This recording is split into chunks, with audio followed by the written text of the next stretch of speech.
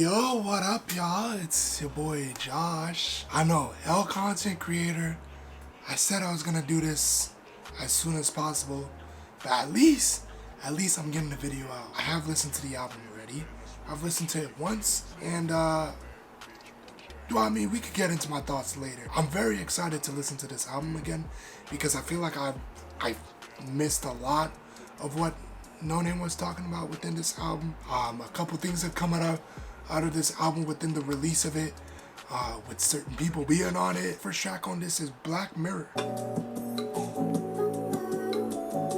That bass line is so tough. She is the Wilson. Off vibe alone, like this first track was literally like one of my favorite tracks to just like listen to and just vibe to, man.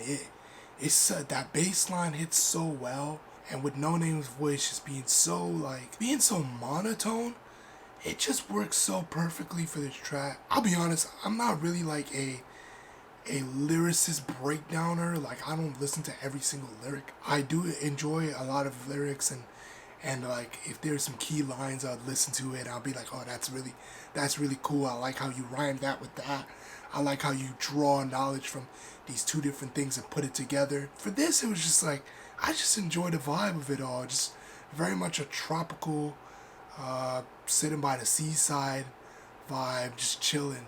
Very, very nice. Next song is Hold Me Down. Ooh, that choir is so tough, man. Hold me down, hold me down, hold me down, hold me down. Yeah, and that bass in the back.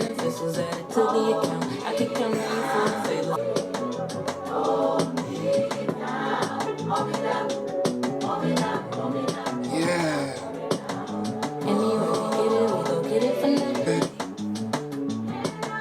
Woo! Yo, whoever created that bass line is nuts. Hold Me Down.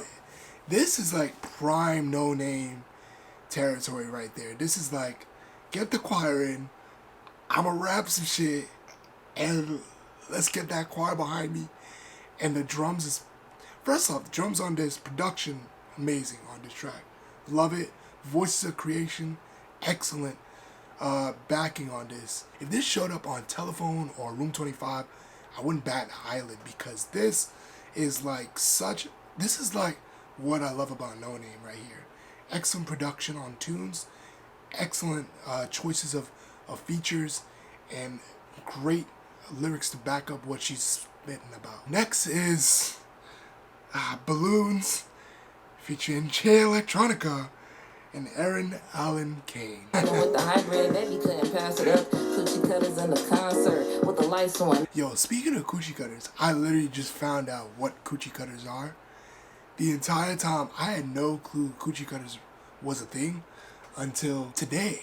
Literally, my coworker just told me. I'm on the moon. I cry balloons. They black and blue tonight, and I throw me in the back. The fact I already know the hook is crazy. Why everybody love a good sad song, a dark album like tell me that your homie dead, your mama dead, your brother bled along the street, the corner where the Walgreens and White Castle is. Yo, facts. One thing y'all niggas love is to hear a nigga struggle.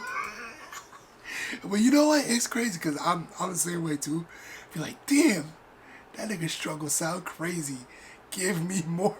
Is that mad? Because like, we really be craving that in like a lot of rap. This is probably the most controversial song in the entire album. Good things first. Let's go good things. I love the beat choice. I think Saba was the one who produced this. That piano in the back, it's not really like finishing the entire line of what's being played. It kind of like stops midway and it gives it that little jump with the beat. It's very cool. Man, Noname on this track is really good. Hook, excellent. I think I like the hook. Very catchy, very catchy. I want more Aaron Allen Kane. I wish there was more Aaron Allen Kane, not just on this track, but just on the album itself. The Jay Electronica verse, I don't think this Jay Electronica verse was as crazy as I think it really is for it to really be warranting like spotting the album that much. I'm still trying to understand what bro trying to put together. Like, what was he cooking in this verse? I don't know what mic he was using or what the effect was he was using it just sounded like he turned up the reverb and the ambient sound on his mic, and it just sounded way too echoey for his verse. And he was going for a while, man. Like, even if this was probably even a no-name solo track, I don't even think Jay Electronica is needed in this song that much. So all this backlash she's getting just seems so unneeded, man. Like, she didn't need Jay Electronica in this verse at all. I'm just trying to keep it strictly music. I'm not trying to get into the politics of it all. You know, it's just not the channel I want here. It's just more kind of people who just enjoy music, right? Next song is Boom Boom featuring Aoni. She has such a strong voice. Wow. Aoni is strong on this. I shouldn't be vibing this much in this song.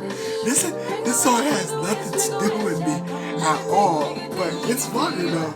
The Aoni feature, she has a very powerful voice, very captivating. I actually really like the instrumental that was used in the back there. Message, interesting. Not my message. Wouldn't be message for me. There's been some no-name tracks where it's like, yo, this does not relate to me, but I still really enjoyed the track. I like the little Caribbean vibe that Aoni brings to it. Almost like a Montego Bay from Room 25 vibes hit. Possibly my favorite part of Fatimah's albums are the interludes.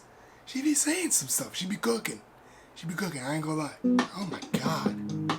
Them drums. People say they love you, but they really love potential. Not to zero, I can desecrate a dynasty. You flipping through the B-roll in the aftermath of the after footage of the hero. I'm a villain in the keyhole. I can. Yo, those drums are so insane. Yo, Yusuf Days is nuts. The person that's in front of them, the person you'll grow into. People say they love you, but they really love potential. Not the person that's in front of them, the person you'll grow into. If you like drums like that, I would recommend listening to Tom Misch and Yusuf Days' joint album, like What Kind of Music, which was dropped back in 2020. Slow Ride album with Yusuf Days and Tom Misch, respectively, going off. It's crazy. I never put Yusuf Days and Noname in the same bracket. I just didn't think there was ever going to be a connection. I've never heard the Kendrick comparison before. This is actually my first time actually hearing the Kendrick comparison line, which I'm sure she's probably gotten, of rap more like Kendrick and you'll probably do better. The drums alone on this is so tough, and the way how this track just peaks, basically the peak of it just keeps rising and rising, and Fatimah just going harder and harder on the lines, becoming a lot more aggressive on it. Next track is Namesake. That bass sound like it's a legitimate like stand-up bass that they play. Go Rihanna, go. Watch the fighter jet fly high. Yeah, of course, Rihanna performed the Super Bowl thing where Rihanna, of course, performed that last year's Super Bowl. Beyonce, she's done the national anthem, I believe. She's done the national anthem. Kendrick, though, did he ever perform at one of the Super Bowls? Oh, right, he did, because he came out with last year's guys in 2022 with Dr. Dre, Snoop, Eminem, Mary J. Blige, when they did that whole LA thing. That's crazy. I completely forgot about that. Damn, Noname caught you lacking, Kenny.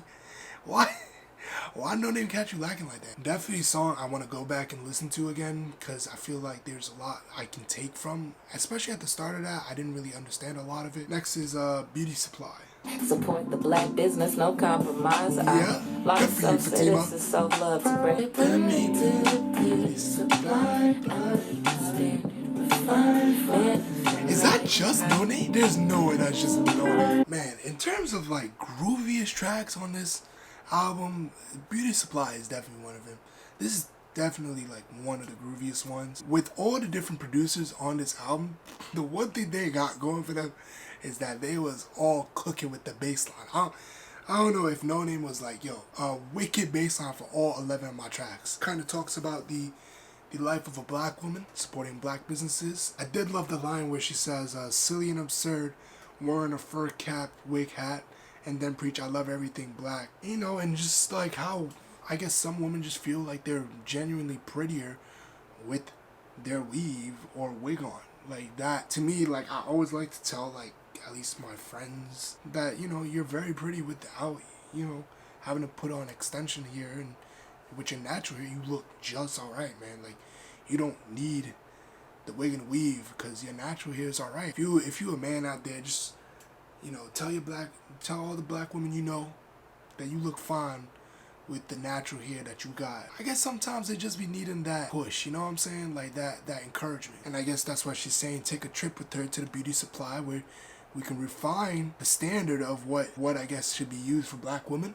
Again, I'm not the best at political topics, but that's kind of what I'm taking away from it here. Interesting track, I ain't gonna lie. An ornament, something to hang up at Christmas time, something that's Crazy. sparkling so sublime, real sinister. I don't know what Shorty was going through. Talking some toxic stuff. Alright, this is another track where I need to go back and listen to. Kind of read up on Genius lyrics. Because unfortunately the lyrics are not on Spotify yet, so I can't read it there. I love the sex was only an ornament to hang up on Christmas. That's a bar. That's a bar. But yeah, this is another track where I'm gonna have to keep listening to it, and I feel like I'll find out more about it. The production on this was nice, but just not. It didn't stand out. It didn't really stand out. Nothing really stood out. It was nice piano, some bass line, and a very unorthodox, that kind of unorthodox beat. Next song is Afrofuturism. Get the sun, this is dog eat dog world. She got family to hunt. It's that time of the month. Blunt bitches and booze. I can smoke, you can squabble in the comments, bitch. You are a comment. Or around me, let my sunshine. You call somebody a comment? Don't say that's insane. Me personally talks about the, I guess, going to jail and how it kind of breaks you down into being that 3/5 of a human again. Going back to the days of when black people were not fit to vote and their vote counted as 3/5, which is just insane to think about and to just say out loud. Next is Gospel? ? With Silk, Money, Billy Woods, and Stout. Oh, to Haiti, Mozambique, Martinique, Trinidad, Grenada, wherever black people Shout out to sleep, pray for Trinity, them, bro. pray for me. We got a shout out from Noname for real, Trinity. Shout out to Trinidad. Shine. So if we put up a fight, everything will be just fine. Yeah. I'm not gonna lie, I'm not surprised. He the cracker to do it. Bro, Bring the he's path of going St. so Patrick to do it, fast. baby. My black is the truest. Players to ride home in dust. Parents, students, and strangers feeling like we won. Yeah. Roadblocks manned by mere boys, wide smiles and long black guns. Someone who grew up in church his entire life, that was beautiful. Gospel? Yeah, that's gospel. That, you know what's crazy? That could be considered gospel. Of course, the explicit lyrics would have to be taken out, but that was a lovely track, man. I don't even know what to say. That was a beautiful track. Stout or Stoot, I hope I'm saying the singer's name correctly. She just added that element of the gospel really comes from her. She is the one who's actually like ties it together and make it this very conscious gospel track. Billy Woods, Noname, and Silk Money all put down some verses. If you heard that over any other beat, you'd be like, well, this is just some tough ass shit right here. The excellent vocal harmonizations with it, it just makes it very just beautiful. Last song is Oblivion with Common and Aoni. I know a lot of these bitches like to bite, couldn't write their raps to say they look. Ooh. Now, who is she talking about, chat? Let's break it down. Who is she talking about? Who can't write their raps? The whole female rap game who's getting pushed right now? I'm just saying, if Noname ever had that backing that half these girls are getting, she would shit on them with ease. Who can compare to? I'm my own Noah. You were Champagne Kiki in the palm of a hand. The world be free, it's red alerts. I touch where the ghetto hurts. A rebel purse, she gotta carry qualities of a woman that I would marry. Sweet mother, a Elohim, into oblivion we gon' dream. I wish Common got some more time on that track. Common sounded like he was ready to just kill. Why didn't he get more time? Why? I enjoyed this album. I think as an album experience, it's amazing. Is it my favorite album this year? I'm still kind of deciding that. No, yeah, this is probably my favorite album so far this year. But it doesn't feel like it because I guess her ceiling is so high that I set for her. Like Room 25, Telephone are like bar, like you could choose whichever one you think is better. Some may say Telephone, which is more raw, much more cute. Room 25, much more expansive sounding album with a lot more diverse sounds. I do think Sundial is behind both of these albums, which is fine because being behind those two albums is probably what, like the two best hip-hop albums last decade at least. It's easily one of the top 10. I think what seriously missing from this was Felix is so damn good. You can tell when Felix is on a beat, man. Felix, he makes his presence known with some of these beats. Like, let's just go through Room 25. Let's think about it, right? He's produced Blaxploitation, the Prayer Song. He did. He produced Window. God, his production is so much different from like all the other guys who produced on Sundial. I do love a couple of these songs. I love Beauty Supply. I think it's a beautiful song. It's actually, the more I listen to it, I'm like, yeah, this is really nice. I do love Aoni. Aoni was an amazing feature for this entire album. Again, I wish there was some more Aaron Allen Kane. My thing with this whole album is the vibe. I think the vibe on this was set well, consistent with the sound. No Saba, no Smino, but although she was teasing that there will be a Ghetto Sage album possibly coming out, come on, one song at least. Like, there was some truly fun songs. Like Boom Boom it's a ridiculous song, but it's fun. Potentially the interlude. I love the drums with Yusuf on this. Yusuf absolutely killed those drums. And Hold Me Down. I forgot about Hold Me Down. Yeah, Voices of Creation. I absolutely love them as an addition on this album. I hope they make a comeback. A little bit mixed on this because it's absolutely still one of the better albums this year. It's not the best in her discography. Again, I'll probably listen to this and hopefully by the end of the year, I'll probably have a different answer. Most likely I will, because that's just how music is. I've been listening to Telephone since 2016, so I've had about 7 years with that and 5 years with Room 25 and a lot of nostalgia with both of those albums. I've gone through a lot with both of those albums. I'm still giving this like an 8.5. In the comment section below, let me know what you think of this album. Do you give this a high rating? What do you think of the songs, the features? And what was your favorite song off of this album? What did you really like about it? What did you not like about it? Maybe there's some things that you didn't like. Anyway, y'all, take care, and I'll see you on the next one.